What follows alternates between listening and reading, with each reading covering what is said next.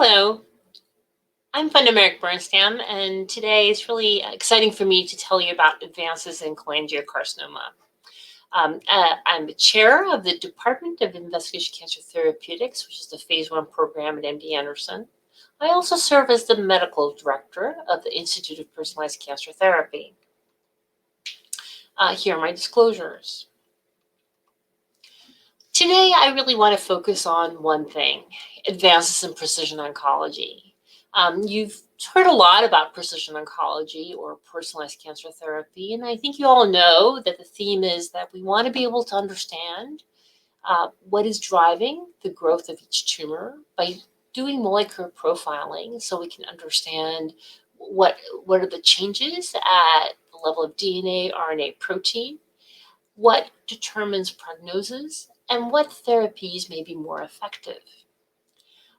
To do this, we often talk about genomics, and we're going to have several talks in this meeting about genomics, but just as a quick reminder, the genetic code is through DNA, which is translated into messenger RNA. I know you've heard a lot about messenger RNA recently because of the COVID vaccinations. And messenger RNA becomes protein through amino acids. Now, each one of these steps actually can have abnormalities, but at the level of DNA, we often talk about mutations, copy number changes, and fusions. I'm going to talk about these for a few minutes. Now, there are genes, they're called oncogenes, that drive cancer cell growth, and there are genes called tumor suppressor genes that slow tumor growth down.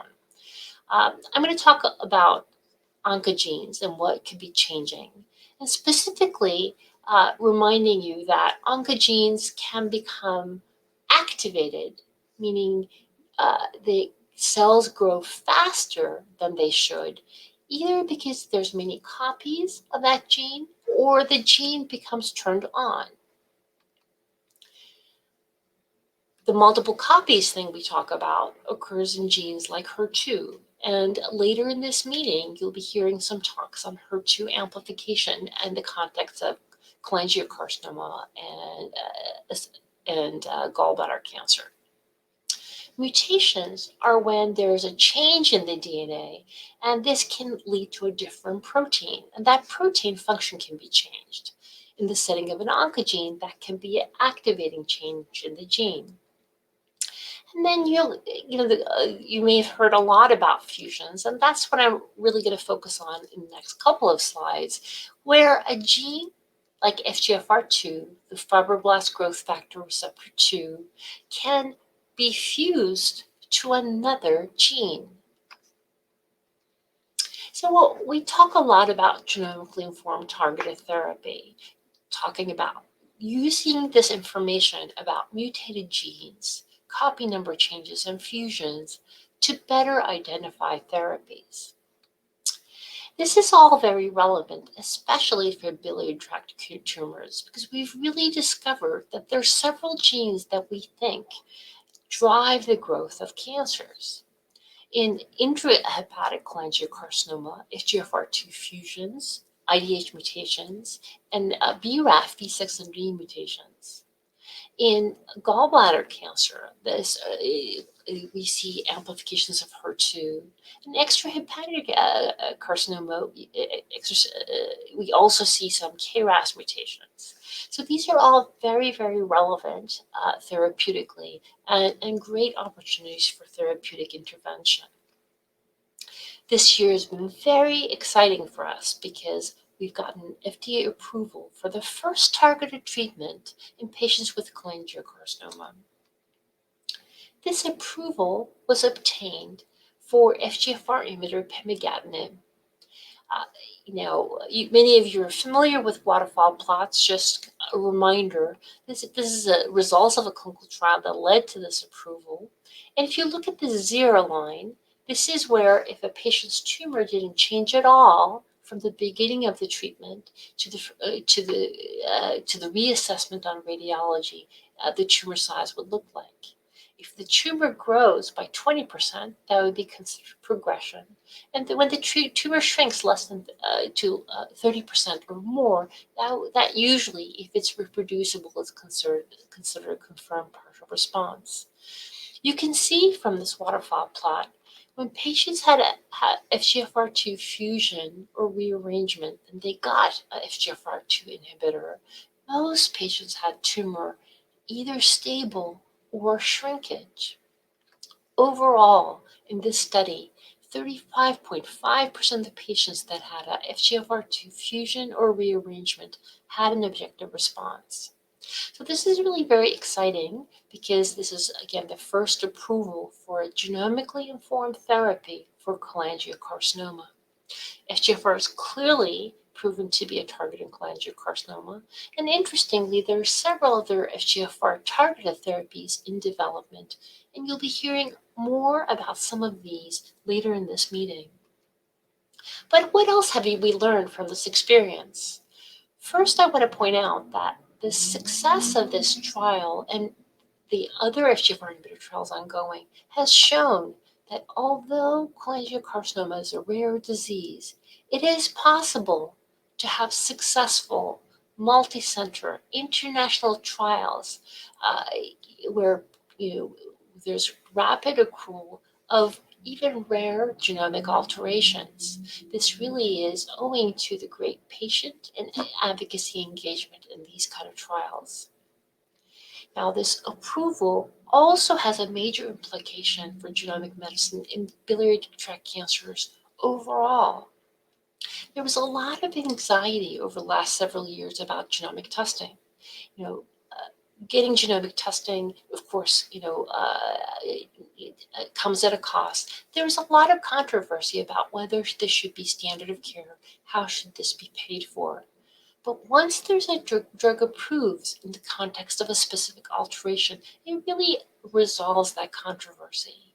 Genomic testing for cholangiocarcinoma should be the standard of care. We also now are learning a lot more about this drug class. We're starting to understand that there may be changes in the tumor or differences in the tumors that affect the efficacy of treatment. And this is an area that a lot of different groups are working on to understand better. Also, we've learned that tumors can adapt and become resistant to this class of drugs, though the drugs really have, quite impressive efficacy, and the responses are quite durable. Yet we've started to learn that additional mutations start being acquired, especially in the target gene in FGFR2.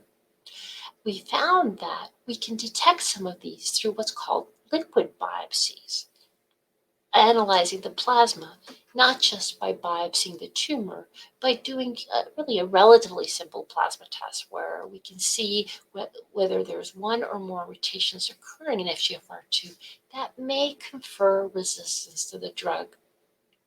This is now gathering additional information about the value of repeat testing, both with a repeat biopsy and with plasma sampling.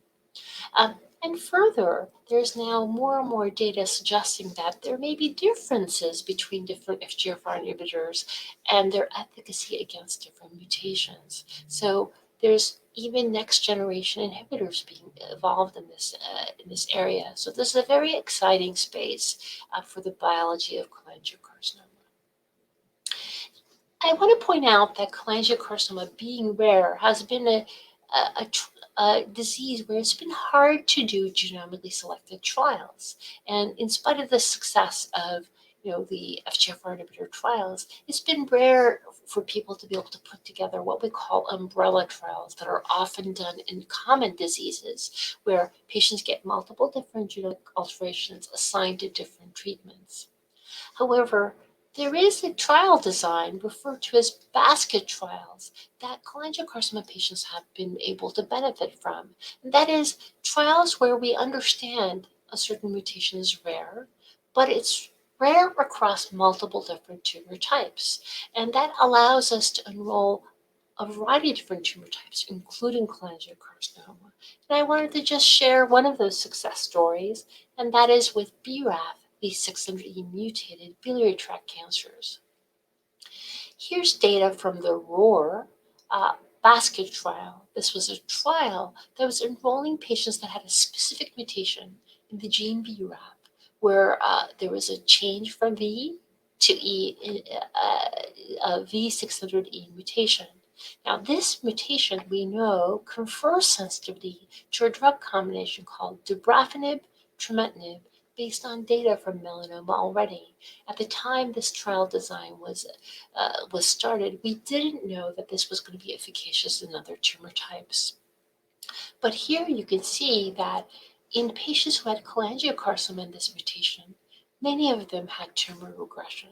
So again, this was really a successful implementation of a basket trial design and emphasizing that for patients with cholangiocarcinoma with genomic alterations, we may be able to learn more about drugs that are beneficial by seeking out basket trials that are addressing those alterations. Another thing that's really exciting that's developing is new tools to better understand cholangiocarcinoma biology. More and more groups are developing transgenic models where these are mouse models driven by specific genes, so we can understand in a more pure fashion what are the changes and how does cholangiocarcinoma develop. Many groups are working towards patient-derived models. These are tumors taken from patients, implanted into mice, so we can do a better job in molecularly characterize the tumors, but also test different targeted therapies or chemotherapies to see what is the most effective treatment in different molecular backgrounds. Further, tumor cells that we get from patients, either directly or from these patient-derived xenograft models, can be grown and cultured in three-dimensional structures called organoids, or made into cell lines, so we can really learn more about efficacy of different drugs in these different contexts. So there's a lot of activity in this space. And then finally, in cancer overall, we've, I think, made a lot of success by looking at genomics, but now we're starting to look at what does RNA add? How do we better understand the role of immunotherapy? So I think soon we will be not thinking of these as separate buckets, but eventually go into a more comprehensive analysis so we can approach each patient with a different treatment matched to their molecular characteristics. So I'd like to conclude by emphasizing that these kind of studies really require collaborative work, and here is the MD Anderson Biliary Cancer Working Group, as well as the Institute of Personalized Cancer Therapy and my department, the Investigational Cancer Therapeutics. I'd like to thank you for all your attention and always happy for comments or questions.